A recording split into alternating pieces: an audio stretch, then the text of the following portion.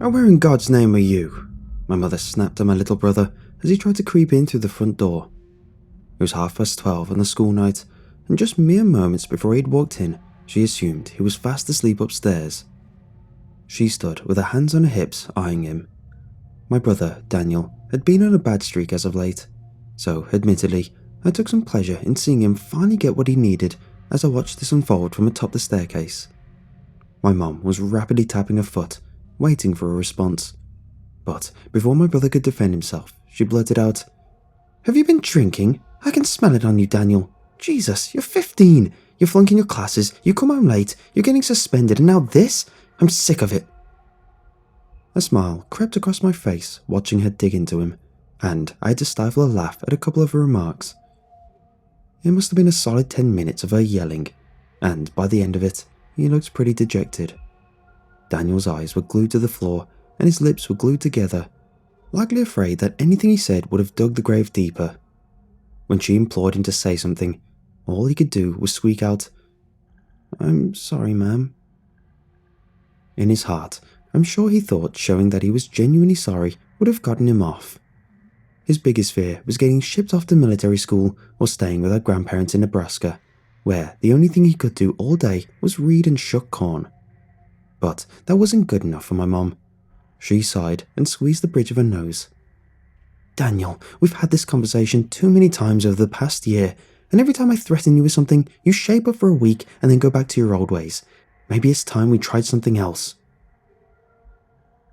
She paused to look back up the staircase, and I quickly had to duck behind the corner so she wouldn't see me before popping my head out again. "Do you remember the story your father and I told you about your brother as a kid?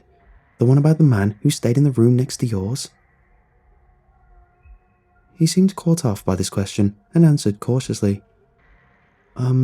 Yeah, I suppose. I think you said he doesn't like naughty kids, and that we need to be good or you'd have to explain to him what you did wrong and he'd fix it," she finished. "When you both were young, just the mere mention of his name got you to shape up, but as you got older, we dropped it. We hoped that less extreme methods would help." She stopped again to glance up the staircase. "But maybe we're coming full circle. Daniel, I think you need to go see him." Now, completely confused, he laughed. "Wait, are you serious, Mom? I'm not a kid. I know there's no guy up there." I almost wanted to come down and ask what she was talking about myself. Our house had always had an extra room across the hall from ours.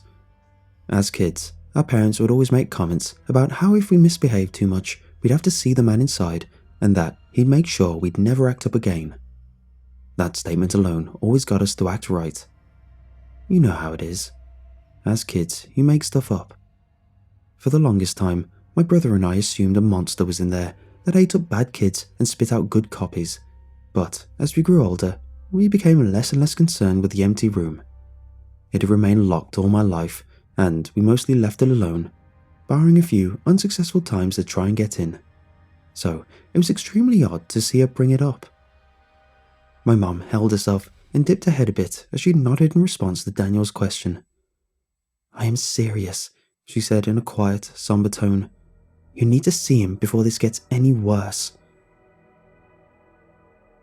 My brother looked back up the stairs, and we made eye contact before shrugging and agreeing to my mom's strange request.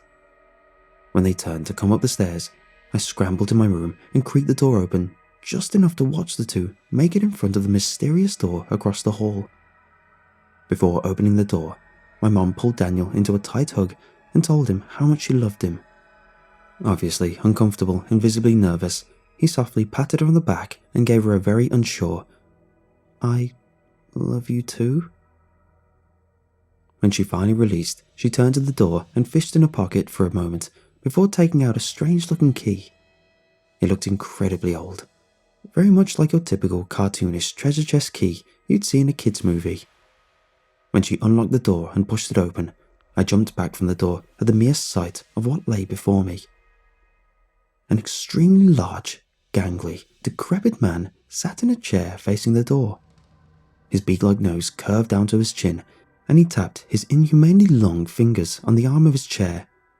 His eyes appeared as if they were empty sockets at first glance, but I could see his actual eyeballs were set deep into his skull as I examined him further. Overall, he was probably about 8 feet tall, but his head had to be twice the size of a normal human being's. My mom held tightly to Daniel's wrist in what I can only assume was an attempt to stop him from running, but I knew he wouldn't be going, frozen to his spot in fear and shock. I think she had whispered something to him, because, in response, he slowly stood up, towering above both of them. He slowly pointed for her to leave with those grotesque fingers. She slowly nodded as she turned away. I could see the tears in her eyes. She ran down the staircase and wailed because she knew something horrible was about to happen to her son. I sprinted out of my room towards the door. I tried everything I could to get it open, but the damn thing wouldn't budge. All the while, I could hear the horrific conversation taking place in the room.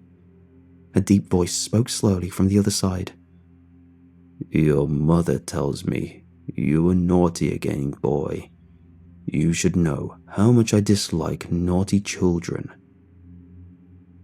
I could hear Daniel pleading, "Please, I promise I made a mistake, and I'm sorry." A loud crash came from the room. "Quiet, boy," the man yelled. "I don't like naughty boys, and now it's time for your punishment." Daniel screamed a blood-curdling cry, and a struggle followed soon after. I banged on the door, yelling for help. I saw my dad rush up the stairs, but instead of him helping me, I felt myself being lifted from the ground and dragged away from the door. Soon, my mom was helping him restrain me so that they could take me downstairs. "He needs to learn," I heard my dad say as I struggled against him. "This is for his own good." From the other side, my mom commented, "This was his only hope. He'll be fixed now, but you can't interfere. What's done is done." They let go for a brief moment, and I tried to run upstairs, screaming for help, but within seconds they pulled me away again. Eventually, my parents managed to throw me into the car and set the child locks. We drove for hours as I begged for my parents to explain what was going on, but all they ever said was that it needed to happen and that I'd understand once it was over. By the time we made it back home, the sun was starting to come back up, and I found myself waking up from a nap with my dad knocked out next to me. For a moment, I thought it was all a dream. I wanted so badly to believe that what I saw was a messed up creation of my own imagination. As soon as I made it inside, I sprinted towards Daniel's room and found him tucked away, safe in bed. Relief washed over me when I hugged him, as this all but confirmed that my brother hadn't been taken by something. My parents called our school and told them we were sick for the day. All I wanted to do was spend time with my brother.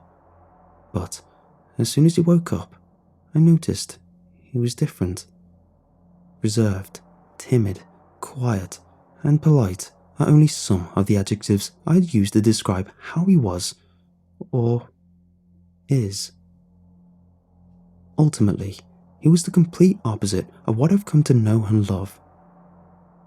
If there was a rule, no matter how small, he'd do his best to make sure it was followed to a T.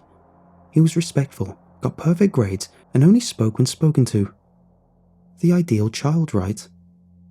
No. Daniel no longer had a personality.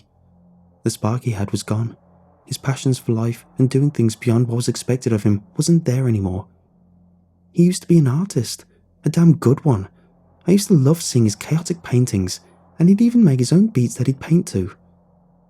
As you'd expect, as an artist, his room was always a mess, because he was still in the middle of some crazy project. After that day, his room was spotless, and I never saw another painting. Even though I never lost my brother, it's hard to feel like he didn't die that day. I used to see my parents crying late at night. I overheard them asking what they've done and if it was worth it. After I moved out, it was hard to keep in contact with them. I don't think I've ever quite forgiven them for what happened, and I don't know that I ever will. From what I've heard, Daniel has a full-ride college scholarship. I think he wants to be an accountant or something, but I never felt that my parents were too happy about it. I don't know what to do. I've been thinking about that night a lot recently, and part of me thinks it's time to confront my parents about what the hell is in that room.